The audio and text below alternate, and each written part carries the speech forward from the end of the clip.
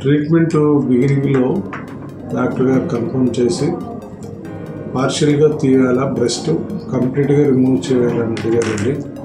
అడిగినప్పుడు డాక్టర్ గారి సజెషన్ మేరకు బ్రెస్ట్ ఇది కంప్లీట్గా రిమూవ్ చేయాలి, పార్షియల్గా చేస్తే మరలా అన్నెసరీ కాంప్లికేషన్స్ వస్తాయి అని చక్కటి సలహా ఇవ్వడం వల్ల ఈరోజు ట్రీట్మెంట్ కూడా దానికి ఫాలోయింగ్ ట్రీట్మెంట్ కూడా మంచి మందులు నెంబర్ 1 అవైలబుల్ మందుల్లో టాప్ క్లాస్ మందులు ఆయన ట్రీట్మెంట్కి వాడారు.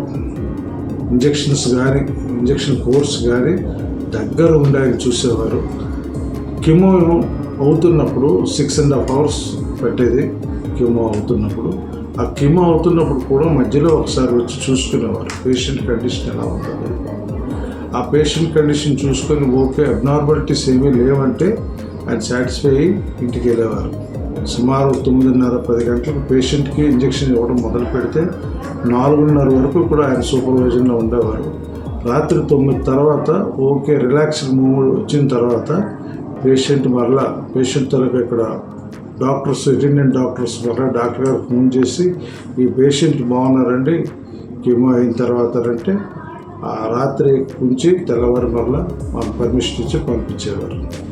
అక్కడ అంత చక్కటి ట్రీట్మెంట్ సార్ చేశారు.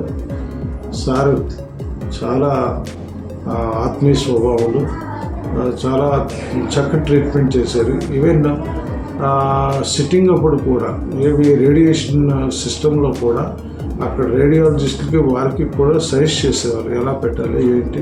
ముందు నేను 2-3 సార్లు చూపిస్తాను మీకు అని చెప్పి డైరెక్ట్గా అక్కడికే వెళ్ళిపోయి ఎంత పవర్ పెట్టాలి అది కూడా దగ్గరుండి చూసి 2 సిట్టింగ్లు అయిన తర్వాత 3 సిట్టింగ్లు అయిన తర్వాత మళ్ళీ మధ్యలో కూడా వచ్చి చూస్తుండేవాడు ఈ పేషెంట్స్ ఎలా ఉంటున్నారు. అంత ఎక్కువ పేషెంట్ పట్ల ఆయనకు అంత కేర్ తీసుకుంటారు కాబట్టి ఆయన ట్రీట్మెంట్లో ఉన్నటువంటి ఆల్మోస్ట్ పేషెంట్స్ అందరూ కూడా చక్కగా ఇవాళ జీవనం సాగిస్తున్నారు. Thank you.